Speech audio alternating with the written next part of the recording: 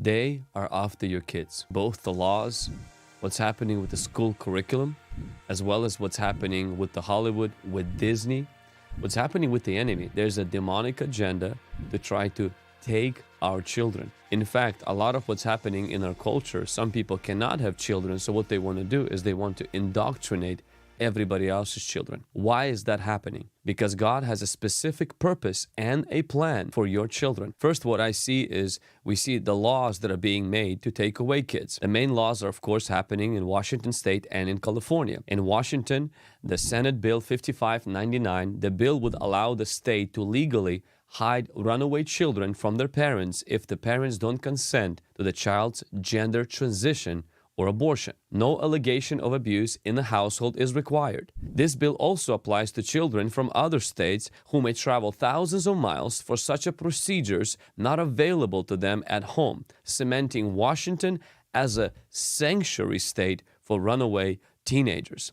And we know already abuses that are happening at these places where people cannot report it to anybody because they go hide there, but in reality, it's not a hiding place. It's just demonic agenda to take away children from their parents. California has a similar law, AB 665, that undermines parental rights and gives therapists, interns, and trainees at welfare agencies the power to take away children from their parents without due process. This applies to children 12 and older. Massachusetts is seeking to establish a similar law. A Massachusetts government agency has recommended that the governor and the legislature pass a child abuse law to target parents who denied their LGBTQ children gender transition related health care. So not only the law we see is being made to pull the kids away, but I want you to notice second thing is that in communism, the government would raise your kids. And I think that this demonic thing has happened before and it is happening now. Karl Marx, in his Communist Manifesto, called for abolition of the family. He said that abolition of the family, even the most radical flare-up at this infamous proposal of the communists. Pretty much, let's destroy the family. Alexandra Kollontai, the Soviet Union's first People's Commissioner for Welfare, said the old family, narrow and petty, where the parents quarrel and are only interested in their own offspring, is not capable of educating the new person, meaning the communist person. Friedrich Engels, in his Principles of Communism, said the following: education of all children from the moment that they leave their mother's care in the national establishments at national cost. What does that mean? That means that children don't belong to you, children belong to the government. That was really the Soviet Union's mantra, to raise children. Because if you indoctrinate the children, you control the future. The other part is the gay agenda, the indoctrination of children, the sex education for social change. The gay agenda is part of the broader sexual indoctrination using the communist doctrine of free love to destroy the nuclear family and Judeo-Christian values. No opt-out laws remove the ability of parents to remove their kids from sex ed. California and Illinois have these laws, meaning your kids cannot be removed from being brainwashed by cultural garbage. If you check the PDF document, which is a very thorough combination of everything that is happening with our generation when it comes to kids, especially in schools, you will see that some schools already teach children that they could be born in the wrong body. Young teens are being shown videos with techniques how to pleasure their sexual partners, and this is happening in school. They're not being taught skills that actually they need, but instead they're being educated in pretty much how to have sex. Students are also being told how to get their secret abortions without telling their parents. The LGBTQ movement demands that homosexual relationships are presented to children as good, as healthy, and equal in every way to heterosexuality within man-woman relationship. Many sex ed developers and providers are too happy to comply, meaning elevate the homosexual relationship, which goes against biology, which go against the scripture, theology, and portray it as equal and as healthy as the heterosexual relationships between man and the woman as God created. Preschoolers in Illinois are taught that two mommies are called lesbians. In Austin, Texas, schools introduce sexual orientation and gender identity concepts to third graders. Disney does a great job to reinforce that education through movies.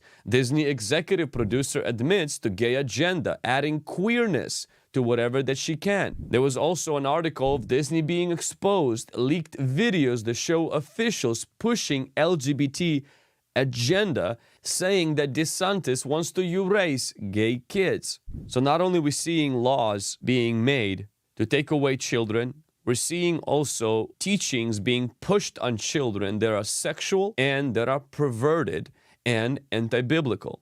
But school curriculum goes even further. There's a heavy anti-Christian agenda that is being pushed in our schools. Since 1962, U.S. Supreme Court removed school-sponsored prayer from public schools. In 1963, U.S. Supreme Court banned organized Bible reading for religious and moral instruction. We see a push of evolution instead of creation. Evolution is a dominant teaching in public schools. When you teach students that they came from monkeys and they're no different but evolved apes, you shouldn't be surprised if then you have to supplement the teachings on sexuality. Instead of teaching them about abstinence, we hand out condoms. Our schools, they teach people on how to have safe sex instead of saving them for sex until they get married. Why is that? Because animals are ruled by their biology. They are ruled by their sexuality. And if you teach a generation long enough that they are glorified animals, we shouldn't be surprised if they act like those animals.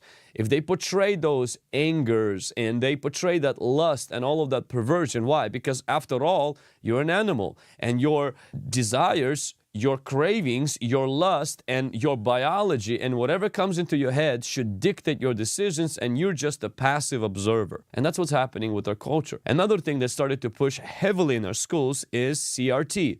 It's the critical race theory. CRT is a well-documented understanding that systemic racism exists at the very foundation of our country and continues to shape our lives today, to the detriment of Black, Asian, Latin, or other people of color, and to the benefit of white people. In other words, children are being taught they're either oppressed or the oppressor, good or bad, based solely on the color of their skin. Their race determines their outcome in life. An American system of government must be replaced and removed because it's pushing this oppression on people. So instead of children trying to do better in school, they're focused now on their color of skin and play a victim, or they're being blamed as being an oppressor at the children's age solely based on their color of skin. And this is a lie, and it's wrong, and it's demonic. Why am I referencing communism? Because Black Lives Matter leaders are trained Marxists. Eric Mann is influential partly because he recruited Patrice Cullors, who's one of the founders of BLM, into his Labor Communist Strategy Center in Los Angeles at the age of 17. He then trained her there for 10 years on how to be a Marxist organizer. So then this lady herself and her other co-founder, Alicia Garza, they themselves said they are trained Marxists. That's why the Black Lives leaders are anti-family. In fact, they even said that in one of their guiding principles, that we are committed to disrupting the Western prescribed nuclear family structure. It has nothing to do really about racism. It all has to do about attacking the nuclear family structure. That's exactly what communists wanted as well. Indoctrinate children, take away the children from parents. Parents shouldn't be raising their kids because, I mean, what do they know? We should raise the kids. The government should raise the children to be the carriers of their propaganda. It's not only something that was happening with the communism, but these Marxist demonic ideas are infiltrating our generation. Thank you for watching this video.